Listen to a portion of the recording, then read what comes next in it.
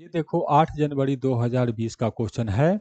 Question में कह रहा है 3 charge particles ABC 3 charge particles है विथ चार्जेज। ए पर चार्ज है 4Q, बी पर चार्ज 2Q, सी पर charge -2Q are present on the circumference of a circle of radius D। ये तीनों चार्ज एक सर्कल के सर्कमफेरेंस पे रखा है। सर्कल का रेडियस है D। The charge particle AC and centre O of the circle formed an equilateral triangle. AC और O से बनने वाला ट्रायंगल इक्विलेटरल ट्रायंगल है जो फिगर में दिखाया गया है। पॉइंट O पर इलेक्ट्रिक फील्ड बताना है, लेकिन केवल x डायरेक्शन में बताना है, कितना मैग्नीट्यूड होगा वो। इस क्वेश्चन का फिगर भी दिया है और ये फिगर दिया है।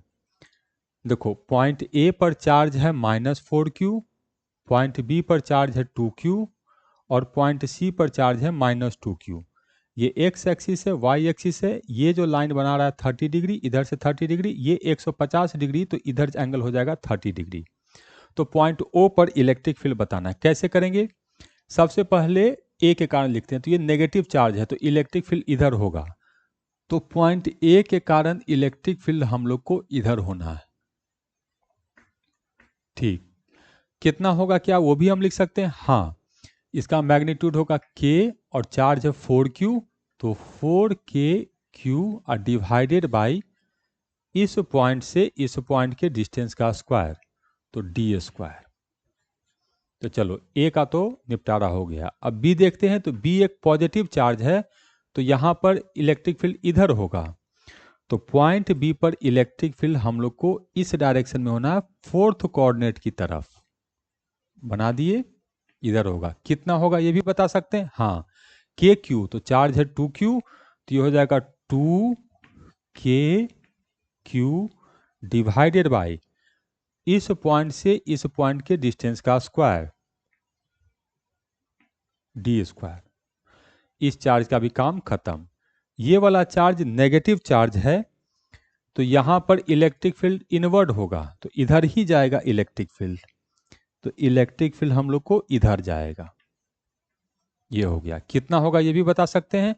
हाँ, चार्ज है 2Q, तो 2KQ डिवाइडेड बाई यहाँ से यहाँ के डिस्टेंस का स्क्वायर, तो D²। ठीक, तो अब हमको इनका वेक्टर सम करना है। तो वेक्टर सम करेंगे तो देखो ये और ये मिलके हो जाएगा 4KQ/D² और इधर भी है 4KQ/D²। तो देखो जब इसको हम बनाएंगे तो इस तरीके से बनेगा।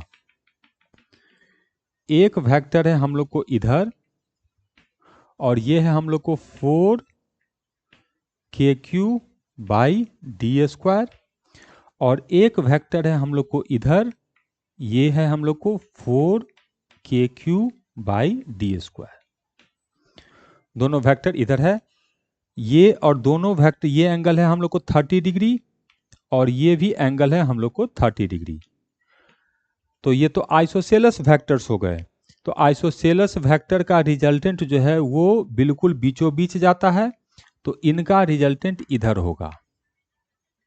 ठीक, अब इन दोनों वेक्टर के बीच एंगल है 60 डिग्री, तो जो भी रिजल्टेंट होगा उसका मैग्नीट्यूड कैलकुलेट करना है। तो जो इंडिविजुअल है इसमें √3 से मल्टीप्लाई कर देंगे, तो इधर के मैग्नीट्यूड का, इधर का रिजल्टेंट का मैग्नीट्यूड आएगा 4√3 KQ/D²।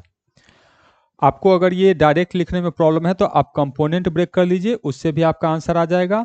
लेकिन आइसोसेलस वेक्टर जो है, देखो एक वेक्टर इधर है, एक वेक्टर इधर है, इसका भी मैग्नीट्यूड A और इसका भी मैग्नीट्यूड A, और इसके बीच का एंगल है थीटा, इसके बीच का एंगल थीटा। तो इसका रिजल्टेंट हमेशा बीच से जाएगा, और इसके रिजल्टेंट के लिए आप स्टैंडर्ड फॉर्मूला अप्लाई कर सकते हैं। तो उससे डायरेक्ट मैं यहाँ लिख रहा हूँ कि इतना होगा। तो देखते हैं ऐसा कोई ऑप्शन दिया है या नहीं।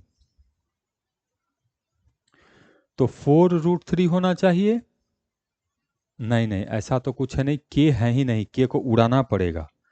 अच्छा, तो के को लिखेंगे 1/4πε, तो 4 से 4 कट जाएगा, तो ये आएगा √3Q divided by pi epsilon not into D square.